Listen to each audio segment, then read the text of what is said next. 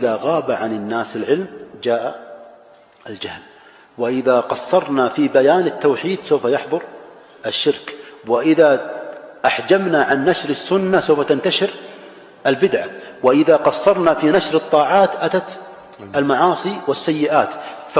فهو صراع بين الحق والباطل، وصراع بين العلم والجهل. فأغرقوا الميدان، أغرقوا تويتر، أغرقوا سناب شات، أغرقوا الواتساب، أغرقوه بالحق، لأن الحق والباطل نقيضان لا يجتمعان ولا يرتفعان. فإن لم تحشى وتملى هذه البرامج والساحات والمجالس والمساجد والكتب والمطبوعات وما ينشر إلا إن لم تملى بالسنة سوف يأتي البدعة، وإن لم ينشر فيها التوحيد سوف يأتي الشرك والإلحاد، وإن لم ننشر القرب والطاعات والهدى سوف يأتي الضلال والعياذ بالله.